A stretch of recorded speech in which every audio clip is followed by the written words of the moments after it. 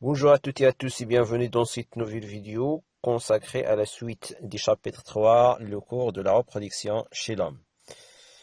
Donc, on continue avec l'activité de les organes reproducteurs et leurs fonctions. Vous savez, les organes reproducteurs, surtout les glandes génitales mâles, c'est les testicules, et les glandes génitales femelles, c'est les ovaires. Donc, chez l'homme, les organes reproducteurs fonctionnent à partir de la puberté jusqu'à la mort. Afin de déterminer le rôle des testicules, on réalise des expériences chez les animaux. إذن عند الرجل الأعضاء التناسلية خاصة الخصيتين تعملان أو تقومان بوظيفتهما منذ البلوغ أو ابتداء من البلوغ إلى الوفاة. لتحديد دور الخصيتين سننجز التجارب التالية، لكن قبل ذلك دعونا نتعرف على الأعضاء التناسلية أو جهاز تناسلي عند الرجل. من ماذا يتكون؟ Donc, l'appareil génital mâle est constitué de testicules. Bien sûr, on va citer les organes principaux de l'appareil génital mâle. Donc, les testicules الخصية باللغة العربية. pénis هو العضو التناسلي الخارجي القضيب. Donc, c'est l'organe reproducteur extérieur chez l'homme.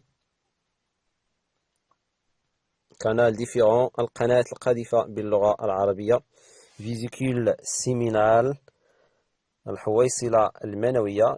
الرجل يتوفر على حويصلتان منويتان لهما دور في إفراز السائل المنوي. البروستات إفرازات البروستات تقوم بتنشيط الحيوانات المنوية. Donc il active les spermatozoïdes, les sécrétions du prostate. الموتى باللغة العربية active les spermatozoïdes. Donc les principaux organes de l'appareil génital mâle, c'est les testicules, c'est les glandes génitales mâles. Ils produisent les gamètes mâles, les spermatozoïdes. الخصية والخصيتان هي الغدة التناسلية الذكرية تنتج الأمساج الذكرية والحيوانات المنوية. بينيس هو العضو التناسلي الخارجي القضيب باللغة العربية. العضو التناسلي الخارجي عند الرجل. Donc c'est l'organe reproducteur extérieur chez l'homme. canal différent هي القناة القاذفة عبرها تمر الحيوانات المنوية. vésicule séminale باللغة العربية هي الحويصلتان المنويتان. الحويصلتان المنويتان لهما دور في إفراز السائل المنوي. Donc, les vésicules séminales sécrètent un liquide. Dans ce liquide nagent les spermatozoïdes, le prostate الموتى باللغة العربية. Les sécrétions du prostate activent les spermatozoïdes. إفرازات البروستات تنشط الحيوانات المنوية. إضافة إلى بطبيعة الحال على مستوى الخصية تلاحظون يوجد البربخ ليبيديديم باللغة العربية. ليبيديديم c'est un conduit dans lequel les spermatozoïdes deviennent mobiles. على مستوى البربخ تصبح الحيوانات المنوية حركية لأن الحيوانات المنوية تتحرك بواسطة صوت. les vésicules séminales الحويصلتان المنويتان ils ajoutent leur sécrétion à ces testicules. تنضاف إفرازاتها لإفرازات الخصية. بطبيعة الحال إفرازات الخصية هي الحيوانات المنوية. Ces sécrétions constituant environ 60% de volume des spermes. Le sperme المني باللغة العربية.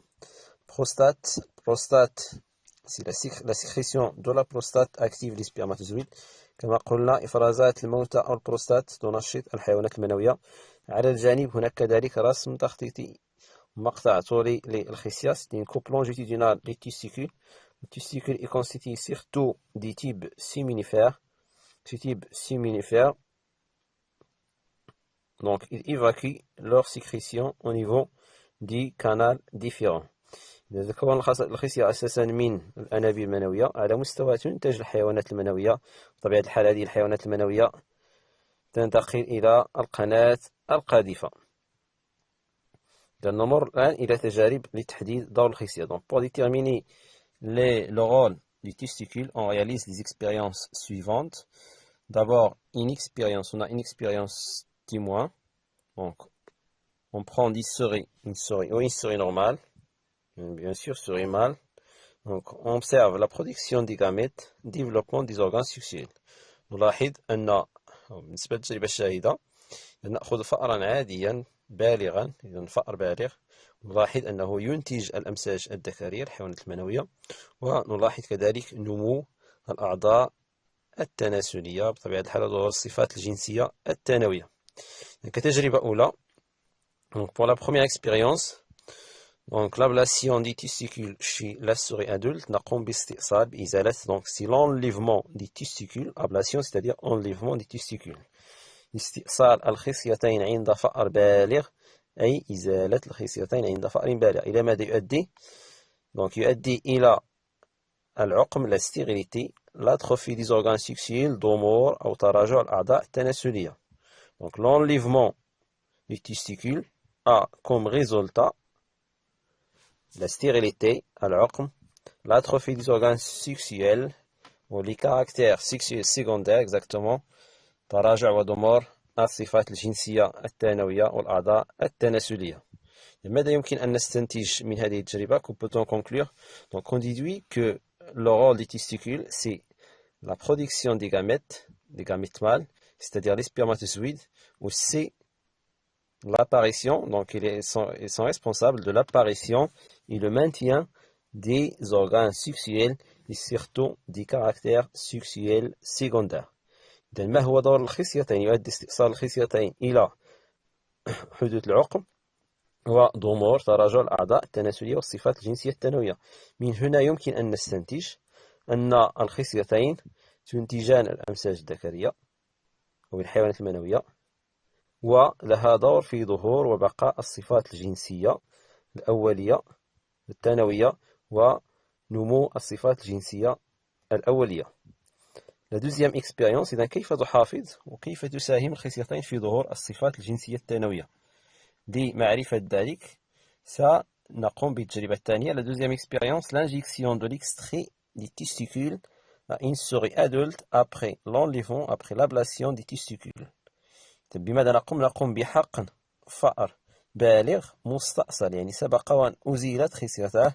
بماذا؟ بالمواد التي تفرزها الخصية. النتيجة، donc le résultat persiste, la stérilité persiste et on observe le retour des organes sexuels à leur état normal. إذن يبقى العقم ولكن تعود الصفات الجنسية الثانوية إلى حالتها الطبيعية وكذلك الأعضاء التناسلية. من هنا يمكن أن نستنتج أن الخصية تساهم في ظهور الصفات الجنسية. كيف؟ عن طريق إفراز مواد تسمى الهرمونات. الهرمون بالضبط الهرمون الذكري هرمون التستوستيرون. Donc, comme conclusion, on déduit que les testicules ont deux rôles. Le premier rôle, c'est la production des gamètes mâles aux spermatozoïdes. Le deuxième rôle, c'est la production, la sécrétion d'un hormone sexuel mâle qui s'appelle la testostérone. Et la testostérone, c'est une hormone qui est responsable de l'apparition, de la maintien des caractères sexuels secondaires et la maturation des caractères sexuels primaires. Donc, comme bilan, les testicules produisent des gamètes mâles aux spermatozoïdes avec un nombre très important de façon continue. إذا الخصيتين تنتجان الأمشاج الذكرية والحيوانات المنوية بأعداد كبيرة جدا وبكيفية مستمرة دي لا بيبرتي jusqu'à la mort، من مرحلة البلوغ إلى وفاة الرجل. Les types séminifères. Les types séminifères, donc les testicules sont constitués de تتكون الخصيتين من بطبيعة الحال العناصر، نذكر فقط العناصر والمكونات الأساسية. Les types séminifères, الأنابيب المنوية، c'est le lieu de production des spermatozoïdes qui sont des cellules mobiles de petite taille. إذا الأنابيب المنوية هي مكان إنتاج lieu de production، هي مكان إنتاج الحيوانات المنوية. وبطبيعة الحال الحيوانات المنوية عبارة عن خلايا تتحرك بواسطة صوت وذات قد صغير petite taille. Ensuite, les cellules interstitielles ou cellules de Leydig.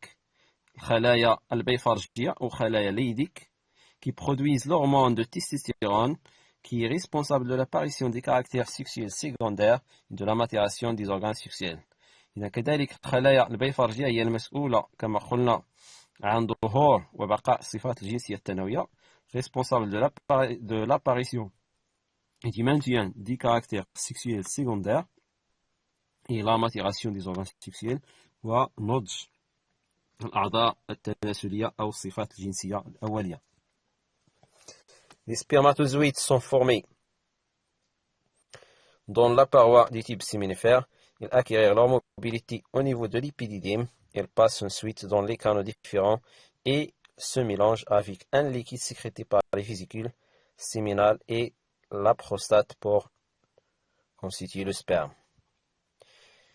إذن الحيوانات المنوية تنتج كما قلنا على مستوى الأنابيب المنوية. تكتسب حركتها على مستوى البربق.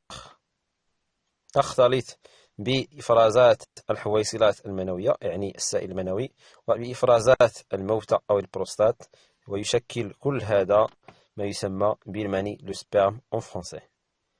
Deuxièmement, les ovaires produisent des gamètes femelles et les hormones sexuelles. Les ovaires, c'est les glandes génitales femelles. Donc leur rôle consiste, ils ont deux rôles, un rôle dans la production des gamètes femelles, c'est-à-dire les ovules, et un rôle dans la sécrétion des hormones sexuelles féminines. Sexuelles femelles, c'est la progestérone et l'oestrogène. Chez la femme, les organes producteurs fonctionnent de façon cyclique à partir de la puberté jusqu'à la ménopause. Afin de déterminer le rôle des ovaires, on réalise des expériences chez les animaux. إذا بالنسبة للغدة التناسلية الأنثوية كما تعرف عزيزتي التلميذة هي المبيضين. المرأة تتوفر على مبيضين يعملان بالتناوب وبشكل دوري. لذلك نقول أن هناك دورة مبيضية، دورة المبيض le cycle de l'ovaire، ويعملان ابتداء من مرحلة البلوغ. ويتوقف هذا النشاط الدوري للمبيض خلال مرحلة أو فترة سن اليأس en français la ménopause. لتحديد دور أو أدوار المبيضين ننجز التجارب أسفله. لكن قبل نتعرف على دور المبيض وعلى التجارب دعونا نتعرف على على مكونات الجهاز التناسلي الأنثوي. Donc l'appareil génital féminin en coupe frontale. Il est constitué de les ovaires, مبيضين, pavillon, سيوان, trompe de Fallope, قناة فالوب, l'utérus الرحم, col de l'utérus عنق الرحم, vagin المهبل, vulve الفرج. بطبيعة الحال العضو الأساسي الذي يهمنا هنا هو المبيض، والمبيض هو الغدة التناسلية الأنثوية glande génitale mâle. Donc pour déterminer le rôle de l'ovaire, on réalise les expériences suivantes. Expérience témoin. Donc on prend une souris normale, on observe chez une souris normale la production des gamètes ou les ovules et le développement des organes sexuels, les caractères sexuels secondaires et la maturation des caractères sexuels primaires. إذن عند فأرة بالغة وعادية تجربة شاهدة نلاحظ ماذا؟ نلاحظ إنتاج الأمشاج الأنثوية البويضات، كما نلاحظ ظهور ونمو الصفات الجنسية الثانوية ونضج الصفات الجنسية الأولية أي الأعضاء التناسلية. التجربة الأولى l'ablation des ovaires chez une souris adulte, ablation c'est-à-dire enlèvement des ovaires, et on a comme résultat stérilité et l'atrophie des organes sexuels. التجربة الأولى نقوم باستئصال بإزالة المبيضين عند فأرة بالغة. النتيجة ظهور العقم وضمور وتراجع الأعضاء التناسلية. ماذا نستنتج؟ حدث العقم لماذا؟ لأنه لم يتم إنتاج الأمشاج الأنثوية البويضات. Donc le rôle de l'ovaire c'est la production des gamètes femelles ou les ovules. الدور الأول هو إنتاج الأمشاج الأنثوية أو البويضات. Le deuxième rôle, c'est l'apparition. Ils sont responsables, les ovaires sont responsables de l'apparition et le maintien des organes sexuels, c'est-à-dire les caractères sexuels primaires, mais aussi l'apparition des caractères sexuels secondaires et leur maintien. الدور الثاني هو المبيضين هم المسؤولان عن ظهور وبقاء الصفات الجنسية الثانوية ونضج الصفات الجنسية الأولية. إذن كيف يحافظ المبيض وكيف يساهم في ظهور الصفات الجنسية الثانوية. C'est pour cela on réalise la deuxième expérience. Donc l'injection de l'extrait des ovaires, des sécrétions des ovaires à une souris adulte après l'enlèvement des ovaires. بماذا نقوم؟ لنتعرف كيف يؤثر المبيض كيف يساهم في ظهور الصفات الجنسية الثانوية. إذا بماذا نقوم؟ نقوم بحقن فأرة بالغة مستأصلة تم إزالة مبيضيها من قبل بمستخلصات المبيض بالمواد التي يفرزها المبيض. Résultat, stérilité, retour des organes sexuels à leur état normal.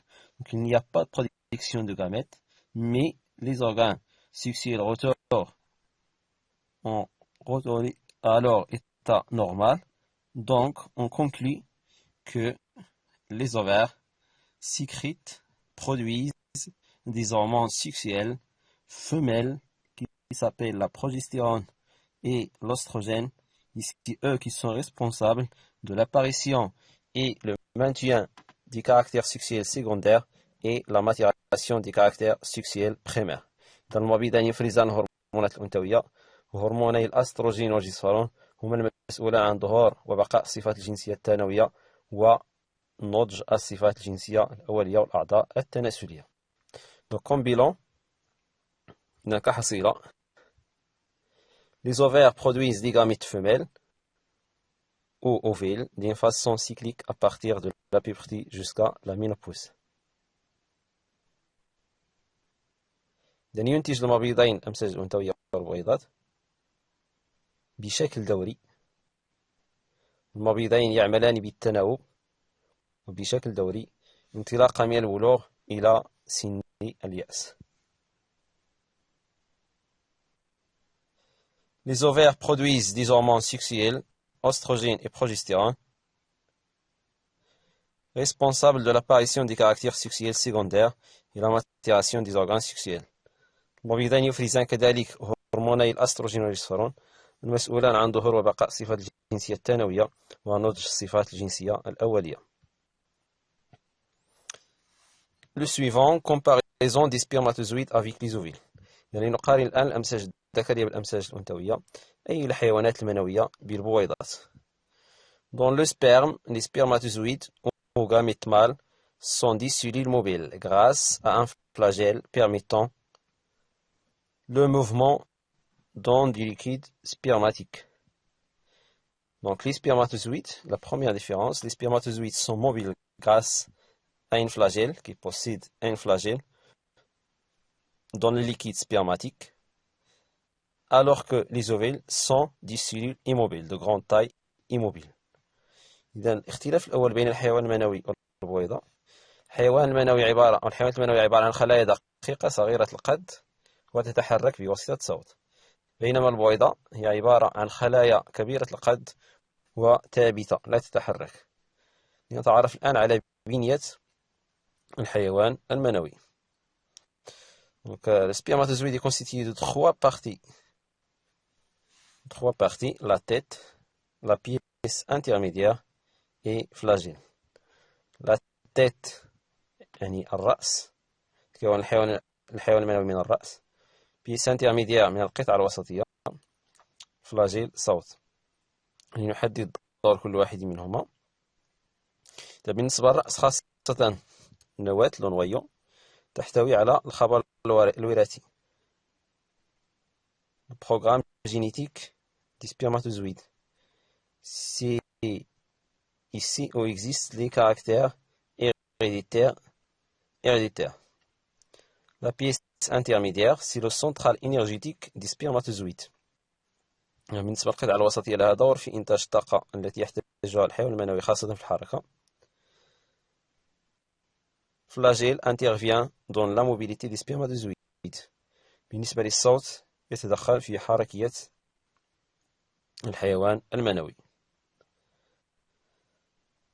Donc les ovules sont immobiles, comme on a déjà dit, et sont produites en petit nombre.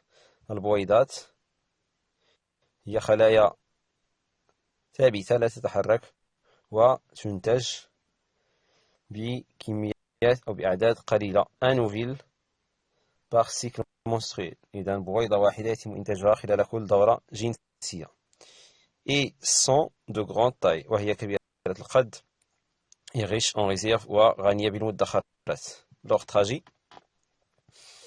إذا تنتج البويضات les ovules sont produites au niveau des ovaires, passent à travers le pavillon et le trompe de Fallope. Là, c'est là où s'effectue la fécondation. Les spermatozoïdes sont mobiles, ils sont produits en grand nombre et sont de petite taille. الحيوانات المنوية هي خلايا دقيقة تنتج بأعداد كبيرة وتتحرك بواسطة صوت. Leur trajet depuis la production jusqu'à l'éjaculation, testicules, donc ils sont produits au niveau des testicules, passent par l'épididyme, c'est là où ils acquièrent leur mobilité, puis canal différent, ensuite pénis, l'orifice urogénital. بالنسبة للحيوانات المنوية تنتج على مستوى الخصية، تكتسب حركتها على مستوى البربخ، تمر عبر القناة القاذفة ثم تقذف عبر القضيب بواسطة الفتحة التناسلية البولية. نلتقي في فيديو آخر حول النشاط الثالث، النشاط الدوري للمبيض والرحم عند المرأة. L'activité 3, les cycles de l'utérus et l'ovaire chez la femme. إلى هنا أودعكم والسلام عليكم ورحمة الله.